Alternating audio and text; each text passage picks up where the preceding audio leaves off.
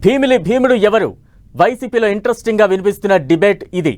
Avanthi exit తో ఖాళీ అయిన నియోజకవర్గ ఇన్ఛార్జ్ పోస్టుపై ఇద్దరు నేతలు కన్నేశారు. ఒకరేమో మాజీ మంత్రి, మరొకరేమో సీనియర్ మోస్ట్ మంత్రికి స్వయాన మేనలుడు. మరి ఆ ఇద్దరిలో అధిష్టానం బాధ్యతలు అప్పగించేది ఎవరికి, బుజ్జగించేది ఎవరిని? Just watch it.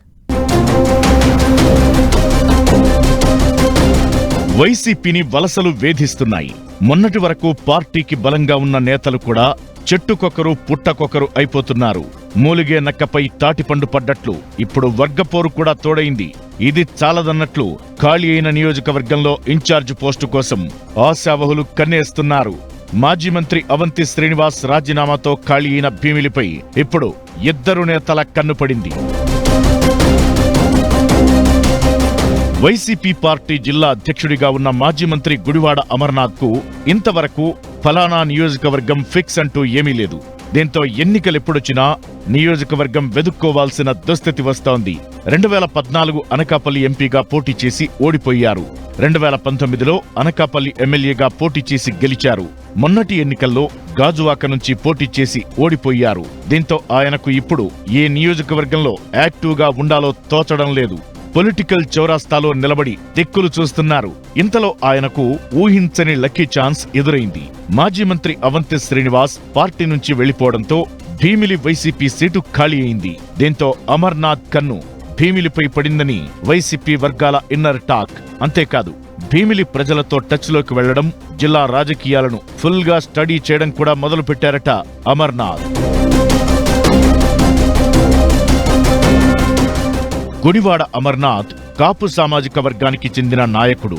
భీమిలిలో కాపుల ఓటు బ్యాంకుకు కొదవేలేదు. ఇది తనకు బాగా కలిసొస్తుందని అమర్నాథ్ లెక్కలు వేసుకుంటున్నారు. పార్టీలను పక్కన పెడితే భీమిలి నుంచి కొంతకాలంగా కాపు లీడర్లే గెలుస్తూ వస్తున్నారు. ప్రస్తుతం ఎమ్మెల్యేగా ఉన్న గంటా శ్రీనివాసరావు కావచ్చు, అంతకుముందు ఎమ్మెల్యేగా గెలిచిన అవంతి శ్రీనివాస్, అంతకుముందు కర్రి సీతారాం, ఇలా చెప్పుకుంటూ పోతే కాపుల నాయకుల పేర్లే కనిపిస్తున్నాయి. యాదవ సామాజిక వర్గం క్షత్రియుల ప్రాబల్యం ఉన్నప్పటికీ కాపులనే ఫాలో అవుతారని పొలిటీషియన్స్ లెక్క. దీనిని పసిగట్టిన అమర్నాథ్ భీమిలి సీటుపై కర్చీఫ్ వేసుకోవాలని చూస్తున్నారట. అంతేగాక భీమిలి నియోజకవర్గంలోని కొన్ని ప్రాంతాలు తన తాత అప్పన్న, తండ్రి గురునాథరావు ప్రాతినిధ్యం వహించిన సింహాచలం, మధురవాడ ప్రాంతాలు కూడా కలిసి ఉన్నాయి. ఇది కూడా తనకు ప్లస్ పాయింట్ అవుతుందనే ఈక్వేషన్స్ తో అమర్నాథ్ భీమిలి వైపు వెళుతున్నారని లోకల్ టాక్. అంతేకాదు, ఆ టికెట్ దక్కితే తన పొలిటికల్ ఫ్యూచర్ కు ఢోకా ఉండదనే భావనలో ఆయన ఉన్నారని తెలుస్తోంది. అయితే భీమిలి భీముడిని తానే అంటూ ఊహల్లో విహరిస్తున్న అమర్నాథ్ కు పిడుగులాంటి వార్త చెవిన పడిందట. అదే భీమిలి స్థానంపై పొరుగు జిల్లా నేత కూడా కన్నేశారనేది. ఆయన వస్తే తన సీటుకు ఎసరు వస్తుందని అమర్నాథ్ డైలమాలో పడిపోయారని విశాఖ లోకల్ పాలిటిక్స్ లో వినిపిస్తున్న గాసిప్. విజయనగరం జిల్లాకు చెందిన మజ్జి శ్రీనివాసరావు అలియాస్ చిన్న శ్రీను భీమిలి సీటుపై గురిపెట్టారట. ఆయన మరెవరో కాదు, మాజీ మంత్రి బొత్స సత్యనారాయణకు స్వయాన మేనల్లుడు. బొత్సకు రాజకీయాల్లో చేదోడు వాదోడుగా ఉంటూనే జిల్లా రాజకీయాల్ని శాసిస్తుంటారని పేరుంది. వైసీపీ అధినేత జగన్ కు కూడా కాస్త సన్నిహితంగా కనిపిస్తారు. ఇక ఈ విషయం తెలిసినప్పటి నుంచి అమర్నాథ్ కు కంటి మీద కునుకు ఉండడం లేదట. అయితే విజయనగరం జిల్లాకు చెందిన చిన్న శ్రీను విశాఖ ఎందుకు వస్తున్నారనే అనుమానాలు కూడా లేకపోలేదు.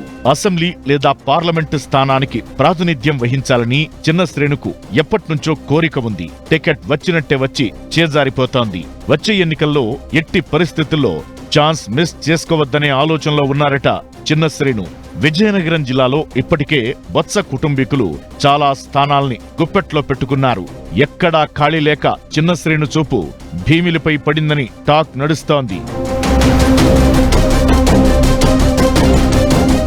కాస్ట్ ఈక్వేషన్స్ పై గుడివాడ అమర్నాథ్ ఆశలు పెట్టుకున్నట్లే చిన్న శ్రీను కూడా సేమ్ లెక్కలు వేసుకున్నారు. పైగా నియోజకవర్గంలోని 3 మండలాల్లో చిన్న శ్రీను బంధుగణం ఉంది. దీంతో భీమిలి బెటర్ ఆప్షన్ గా ఫీల్ అవుతున్నారట చిన్న శ్రీను. మొత్తానికి అవంతి శ్రీనివాస్ వదిలి వెళ్లిన భీమిలి స్థానాన్ని ఎవరికి కేటాయించాలని వైసీపీ అధినేత జగన్ డైలమాలో ఉన్నారని పార్టీలో ఇన్నర్ టాక్. గుడివాడ అమర్, చిన్న శ్రేణు ఇద్దరూ మాజీ సీఎం జగన్ కు చాలా క్లోజ్ గా ఉంటారు. మరి ఈ ఇద్దరిలో ఎవరిని వద్దన్నా అసంతృప్త స్వరాలు వినిపించేలా ఉన్నాయి. ఇలాంటి పరిస్థితుల్లో హైకమాండ్ నిర్ణయం ఎలా ఉంటుందోనన్నది ఉత్కంఠగా మారింది.